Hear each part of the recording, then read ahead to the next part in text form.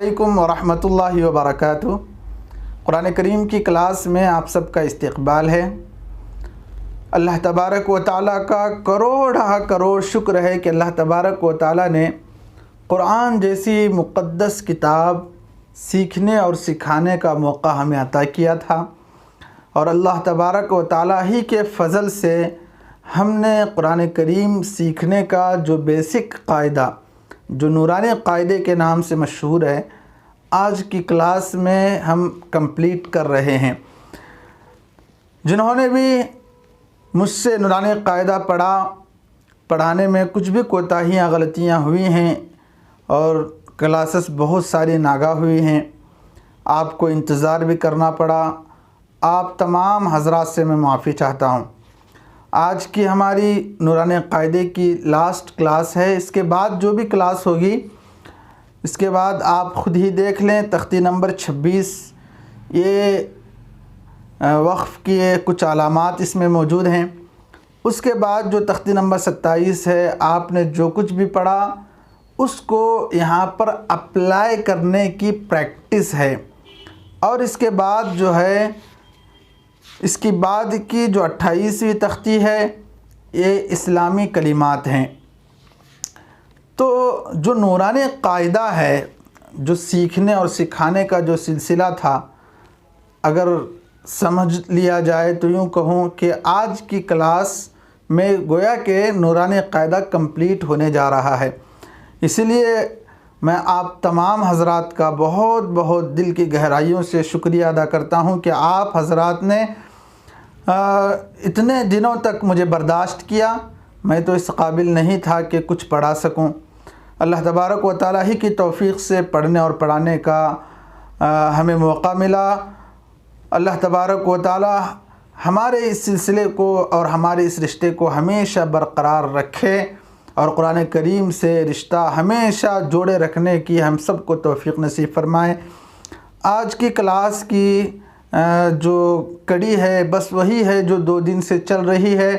جیسے کہ آپ کو بتایا گیا کہ قرآن کریم میں الف، یا اور واو بہت جگہ لکھے تو ہیں لیکن پڑھے نہیں جاتے۔ قرآن کریم میں کہاں پر الف یا واو لکھے گئے ہیں نہیں پڑھے جاتے، ان پر تو کراس کا نشان لگا ہوا ہے، انہی کو اس تختی میں جمع کیا گیا ہے۔ سرسری طور پر 3 لائن جو آج کی کلاس کے باقی ہیں، آپ اس میں خود غور کر لیں۔ دیکھیں میں پڑھتا ہوں، سلا لکھنے کا طریقہ ہے، لیکن پڑھنے میں سلا کے بعد جو لام، سلا میں رہنے والے لام کے بعد جو الف ہے وہ پڑھا نہیں جائے گا، پڑھیں گے اسے ل پڑھیں گے، لا نہیں پڑھیں گے۔ اسی طرح آگے کا جملہ ہے ری را میں جو را ہے اس کے بعد جو الف ہے وہ لکھنے میں تو آتا ہے لیکن پڑھا نہیں جائے گا۔ پڑھنے کا صحیح طریقہ قواریر۔ آگے جملہ ہے لکھنے کا طریقہ ملائہم،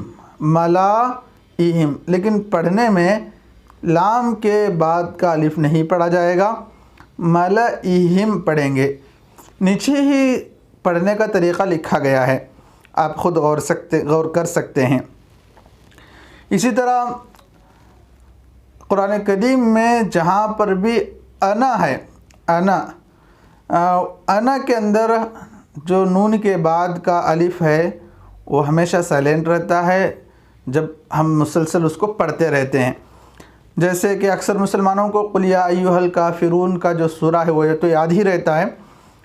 اس میں ایک آیت ہے وَلَا أَنَا عَابِدٌ مَا عَبَدتُّمْ، اس میں دیکھیں وَلَا أَنَا، آپ غور سے دیکھیں گے تو آپ کو پتہ چلے گا لکھا گیا ہے انا، نون الف زبر نا، لیکن نون الف زبر نا کے اندر رہنے والا الف سائلنٹ ہوگا، اس کو نون زبر نہ پڑھیں گے، ولا انا نہیں پڑھیں گے بلکہ ولا انا عابد ما عبدتم۔ اسی طرح آگے دیکھیں موسیٰ اس جملے میں دیکھیں قرآن کریم میں جہاں پر بھی موسیٰ ہے سین کے بعد یا لکھا گیا ہے لیکن پڑھا نہیں جائے گا، موسیٰ نہیں کہیں گے، یا سائلنٹ رہے گا، موسیٰ ہی پڑھیں گے۔ اسی طرح عیسیٰ میں بھی سین کے بعد یا ہے، وہ بھی ہمیشہ سائلنٹ رہتا ہے۔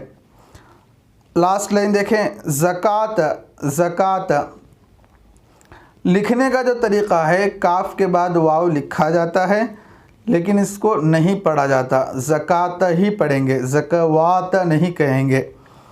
اسی طرح صلاۃ، یہاں پر بھی کیا ہے، لام کے بعد واو لکھا گیا ہے، لکھا جاتا ہے لیکن پڑھا نہیں جائے گا، صلوات نہیں کہیں گے بلکہ صلاۃ پڑھیں گے۔ آگے حیاتن اس پر غور کریں آپ، یا واو ہے، یا کے بعد واو ہے، ہمیشہ یہ بھی سائلنٹ رہتا ہے، حیواتن نہیں کہیں گے بلکہ حیاتن ہی کہیں گے، واو سائلنٹ رہے گا۔ اسی طرح مشکاتن صحیح طریقہ ہے پڑھنے کا، لیکن لکھنے میں مشکواتن کاف کے بعد واو ہے، یہ بھی سائلنٹ رہے گا۔ یہ کلاس کیا کچھ بھی مشکل نہیں ہے، آپ پریشان نہ ہوں، بس آپ توجہ کے ساتھ اس کو ایک مرتبہ دیکھ لیں کہ کہاں کہاں یہ حروف لکھے گئے ہیں، ان حروف پر کراس کا نشان بھی بنا ہوا ہے۔ بس آپ غور کریں اور آپ کو اندازہ بھی ہو جائے گا، پڑھتے پڑھتے بات آپ کی سمجھ میں بھی آ جائے گی۔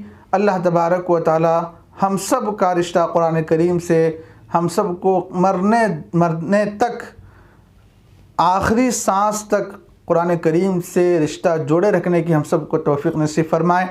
السلام علیکم ورحمۃ اللہ وبرکاتہ۔